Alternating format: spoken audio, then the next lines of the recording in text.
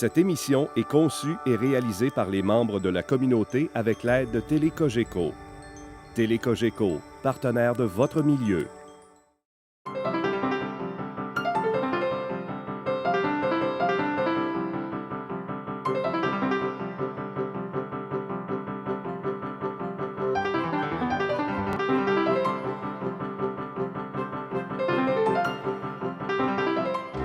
Bienvenue à cette nouvelle chronique de la Biblio vous livre. Au menu aujourd'hui, donc, je vous livre une grande nouveauté en ce qui a trait aux documents jeunesse. Je vous parle des activités de novembre et de décembre et je reçois en entrevue Mme Suzanne Brunel, qui est une de nos grandes gagnantes de l'activité Speed Booking. En passant, je vous rappelle que la chronique est passée de 15 minutes à 30 minutes depuis le mois de septembre. Elle est diffusée toutes les semaines, donc pendant 4 semaines, les mardis à 20h, mercredi 21h, jeudi 20h, samedi 21h30 et dimanche 19h30. Donc, pour les nouveautés du secteur jeunesse, on a décidé de mettre à la disposition des familles, donc, tout ce qui est les documents qui sont audiovisuels, la musique, les CD-ROM de jeux, les séries télévisées, ainsi que les petits films, tout à fait gratuitement. Donc, tout document jeunesse est maintenant disponible de façon, pour le prêt, tout à fait gratuit. Donc, il s'agit de vous présenter ici dans le mur au trésor et on les a disposés ici. On a les séries télévisées, les disques et ça, ce sont les petits films. Et c'est vraiment une collection là, qu'on va chercher à augmenter le plus possible, enrichir notre collection au courant des prochaines semaines. À surveiller. Au niveau des activités, il reste quand même quelques conférences pour les prochaines semaines. On a l'hypnothérapie le mercredi 21 novembre à 19h30. C'est en compagnie de Mme Mélanie Fortin, qui est hypnologue. Donc, vraiment, pour en apprendre un peu plus avec les nouvelles applications qu'on fait avec cette façon de procéder-là. Donc, on peut vraiment traiter plusieurs maladies, faire plusieurs préventions. C'est gratuit, mais on vous demande quand même de réserver avant le 19 novembre. La Wii U arrive en ville le 18 novembre. Il va y avoir un grand lancement. C'est sûr que les fans vont vraiment, ce qu'on appelle, excusez l'expression, se garrocher pour aller acquérir. Mais, comme d'habitude, il n'y en aura pas pour tout le monde. Il y en a peut-être qui vont rester sur leur faim, sur leur appétit. Donc, si vous voulez voir de quoi ça a l'air, nous, on va recevoir le jeudi 22 novembre entre 18h et 20h les deux experts de Spoutnik qui vont venir nous faire une démonstration de Wii U et les gens vont pouvoir jouer tout à fait gratuitement et comprendre un petit peu les nouvelles fonctionnalités, qu'est-ce qu'il y a de différent avec l'ancienne. Mardi 4 décembre, un atelier bricolage, donc des cartes de Noël et Iris Folding. Ça, on le fait régulièrement au courant des années, mais ça m'est toujours demandé parce que c'est une technique de pliage et de découpage qui donne vraiment un résultat très, très intéressant. Puis les gens me disent toujours, « Ah, est-ce que tu redonnes l'atelier? » Donc, cette année, j'ai eu beaucoup de demandes. On a décidé de le redonner. Ça peut s'adresser aux jeunes, je dirais 8, 9, 10 ans. C'est quand même un atelier qui est en soirée, c'est à 19h. Et aussi pour les adultes, donc ça peut être une activité qui va devenir familiale. Concours, comme à chaque année, à compter du 10 novembre jusqu'au 9 décembre, on aura le concours de Noël. Donc, vous remplissez un petit coupon de participation à chaque fois que vous faites un emprunt de livre. Et à ce moment-là, vous courez la chance de gagner un des 2 certificats cadeaux de 50 à la librairie Harvey ou encore 2 paires de billets de spectacle pour aller voir le ballet de Casse-Noisette. Il y a aussi un autre concours qu'on refait aussi à chaque année. C'est un concours qui est régional. Donc, on invite les gens à venir bricoler, les jeunes entre 8 et 12 ans. Cette année, on fabrique des étoiles qui vont décorer le secteur jeunesse. Et tous les jeunes qui vont bricoler avec nous vont pouvoir repartir avec un de leurs bricolages et aussi une chance de gagner en tirage régional un bas de Noël géant, donc avec tout plein de belles choses à l'intérieur. On termine l'année, on aime bien terminer justement l'année avec un petit spectacle pour la famille. Samedi, le 15 décembre, avec la troupe des Fous du Roi, pendant 50 minutes, ils vont nous amuser. Il va y avoir de la jonglerie, de l'équilibrisme, on va faire de la structure de ballon. Donc, c'est très amusant. C'est 4 pour les membres, 5 pour les non-membres. Je ne prends pas de réservation téléphonique pour cette activité. Les billets sont en vente à la bibliothèque. Pour la 4e année, on participe à ce qu'on appelle la lecture en cadeau. Il s'agit de donner à un enfant défavorisé de notre région, d'offrir un livre neuf en cadeau. Donc, les gens vont venir chercher votre trousse à la bibliothèque. Il s'agit d'une petite pochette avec l'explication. Vous achetez un livre neuf, un bel album ou un beau roman jeunesse. Vous le déposez. Nous, on les recueille jusqu'au début janvier. Ils sont après ça ramassés et au mois de mai, ils sont tous redistribués dans notre région, ceux qui ont été donnés par les gens de notre région. Alors, nous allons, comme je vous l'ai promis au tout début, aller rejoindre Mme Suzanne Suzanne Brunel. Suzanne, elle a gagné le prix du public, vraiment là, par vote des gens qui étaient dans la salle le mercredi 24 octobre lors du speed booking. Elle a gagné le prix du public qui était le choix de livre. Donc, la personne qui nous a donné le plus envie d'aller découvrir son livre à elle. Je la reçois, je lui demande un petit peu comment elle a trouvé son expérience et en même temps, elle en a profité pour amener 2 ou 3 de ses livres coup de cœur pour partager un petit peu avec nous puis nous donner peut-être des idées de lecture.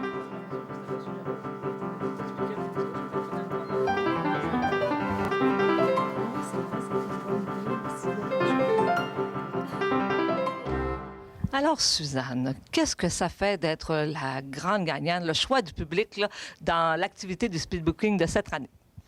Ah, disons que j'ai trouvé ça très intéressant. Puis j'ai trouvé que c'était chaleureux aussi comme activité parce que ça se passe à la boîte à bleuets, c'est pas grand. Moi, quand je me préparais, là, j'ai eu tellement de plaisir à me préparer que je me disais, l'issue de ça, il arrivera ce qui arrivera. Moi, j'avais déjà eu mon petit plaisir. J'en ai eu encore plus quand je suis arrivée devant les gens.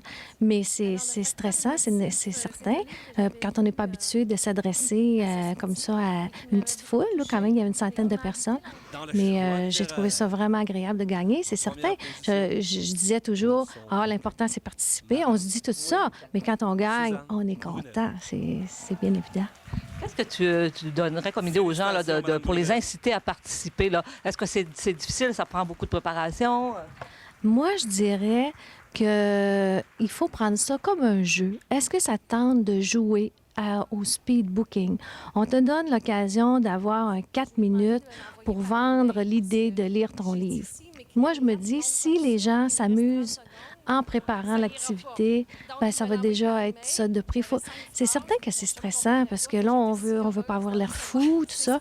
Moi, je me disais au début, quand j'ai réalisé, oui, c'est ça que je vais faire, je me disais, qu'est-ce qui peut m'arriver de pire? Bon, là, j'ai évalué personnellement, ce qui pouvait m'arriver de pire, c'était que je bafouille, c'est presque pas intéressant. Les gens se souviennent pas de moi le lendemain ni de mon livre, mais ça fait rien. Dans le fond, c'est pas si grave, là, si j'ai eu du plaisir à me préparer. Fait que moi, c'était dans cet état d'esprit-là, puis de le prendre comme un jeu, vraiment, puis d'arriver, puis de me dire, bien, moi, mon livre est aussi intéressant que tous les autres livres. Fait que tout le monde qui était là, leurs livres étaient tous intéressants, mais je me dis, ça se joue vraiment. Je crois pas qu'il y ait vraiment des gens qui soient plus avantagés que d'autres, nécessairement, parce que des fois, c'est le feeling qui est là, hein, la journée même, puis vu qu'on n'a pas beaucoup d'expérience, donc, on peut arriver, on a l'impression que tout va bien aller, puis là, ou on est trop stressé, ou le contraire. Fait que c'est un jeu. Je résume ça à un jeu. D'ailleurs, pour les spectateurs, je vais quand même résumer, pour ceux qui ne nous ont pas suivis, qu'est-ce que c'était que le speed booking. Donc, on a regroupé une douzaine de personnes, 6 hommes, 6 femmes. Ces gens-là avaient chacun 4 minutes pour nous vendre leur livre coup de cœur. Donc, à la fin de la soirée, il y avait eu 2 grands gagnants. Il y avait un grand gagnant pour le livre choisi, dont Suzanne Brunel, et aussi un grand gagnant pour la présentation, la prestation, parce qu'aussi, il y a des gens qui ont mis beaucoup d'emphase sur le visuel, les accessoires et tout ça. Et là, c'est Mme Catherine Tremblay qui avait gagné là, au niveau de la présentation. Donc, une belle soirée. On recommande aux gens? Je le recommande certainement parce que même Mme Tremblay qui a gagné pour la présentation est arrivée, elle était drôle, elle était coquine avec ses petits sacs, tout ça.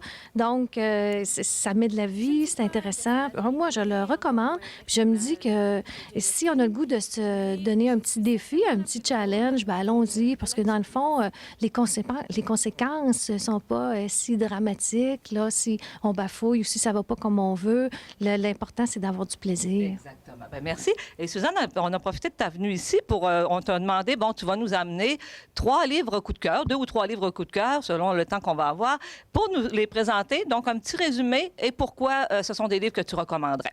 Donc, on commence par quoi? Je vais commencer par Maudit Karma de David Safieur. Je ne sais pas si je le dis comme il faut. J'ai beaucoup aimé ce livre-là parce que... c'est un livre que j'ai trouvé très attachant. C'est l'histoire de Kim Lange qui est un peu, je dirais, un but d'elle-même, si on veut. Elle a un bon travail. Elle s'occupe pas beaucoup de son enfant, sa famille, tout ça. Et puis tout d'un coup, une journée où elle va pour recevoir un prix, elle se fait frapper par un météorite.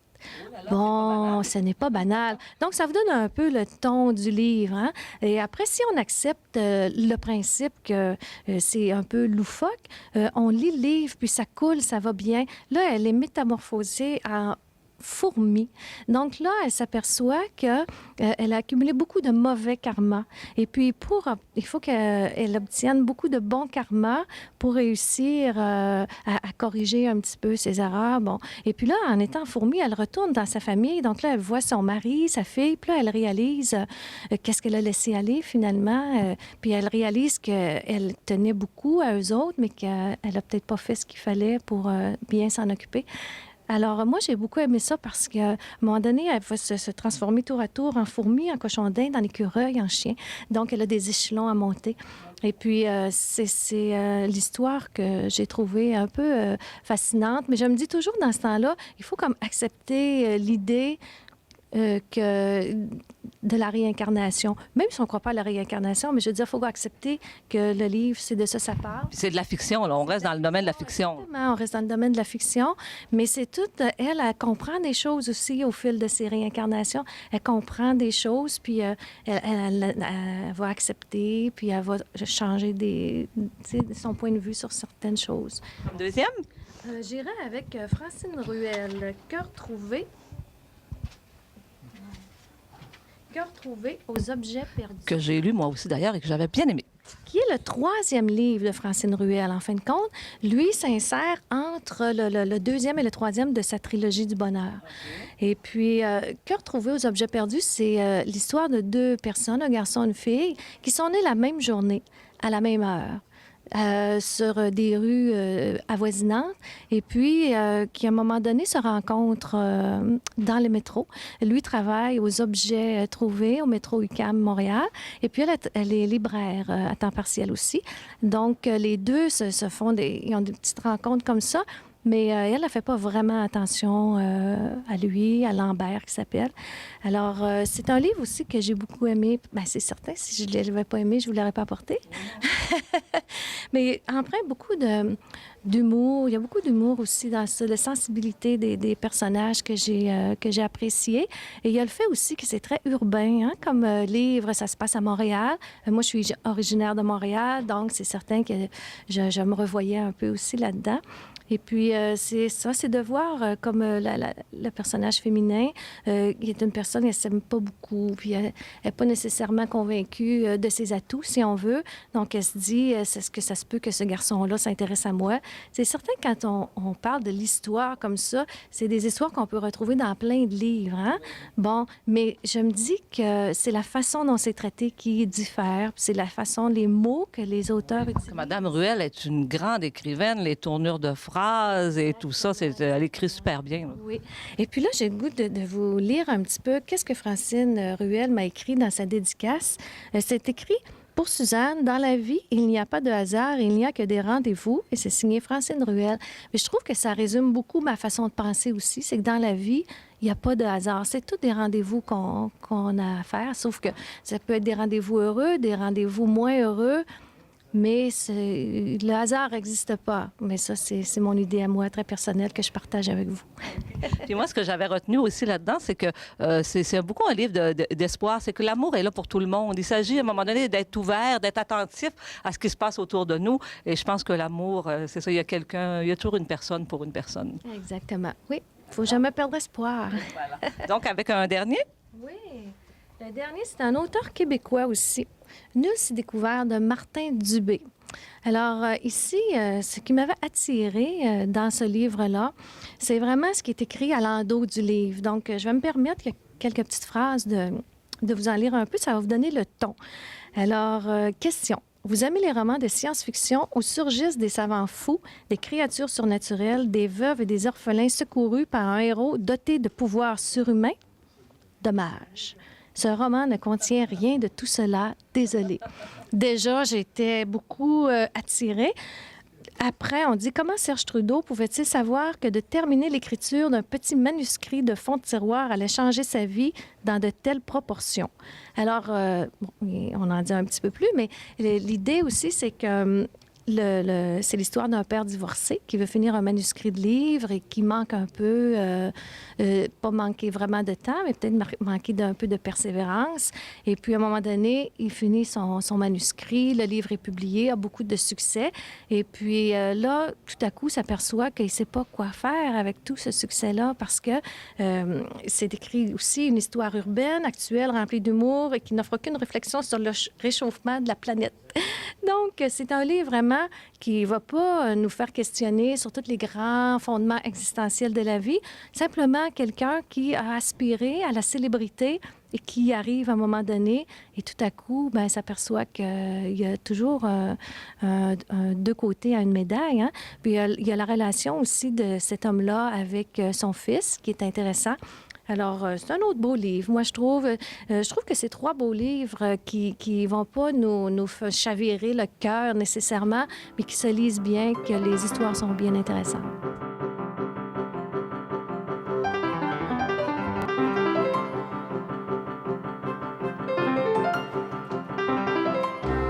Alors, comme bande dessinée, voici mes propositions pour ce mois-ci. Du côté des adultes, Château Bordeaux. Donc, c'est vraiment une belle bande dessinée. On en est maintenant à numéro 1, numéro 2. Le numéro 3 devrait sortir dans les prochains mois. C'est super intéressant. Ça raconte vraiment les passions amoureuses et les dissensions familiales au cœur du Médoc. Ça se passe sur le domaine du vin. Une famille, le père, grand propriétaire du vignoble et tout ça, il a passé toute sa vie à travailler dans le domaine du vin. 3 enfants, 2 garçons, une jeune fille. À son divorce, la jeune fille est toute jeune. Elle part vivre aux États-Unis avec sa mère. Les 2 garçons restent tout près du père. Et eux aussi vont travailler dans le domaine du vin. Cette jeune femme-là, Alexandra, à la mort de son père, elle décide, les 2 frères sont prêts à vendre toute l'entreprise familiale, mais elle a envie de revenir dans son coin de patelin et elle décide qu'elle va exploiter, elle, l'entreprise familiale. Donc, elle va s'improviser vraiment là, dans le domaine du vin, dans le domaine viticole, mais c'est pas évident. Naturellement, elle n'y connaît rien. Elle va avoir besoin d'aide. Le problème, c'est que dans les 2 frères, il y en a un qui est prêt à lui donner un coup de main, mais l'autre ne veut absolument rien savoir. Et en plus, il est marié à une espèce de mégère opportuniste qui, elle, veut avoir l'argent rapidement là, pour pouvoir en profiter de son côté.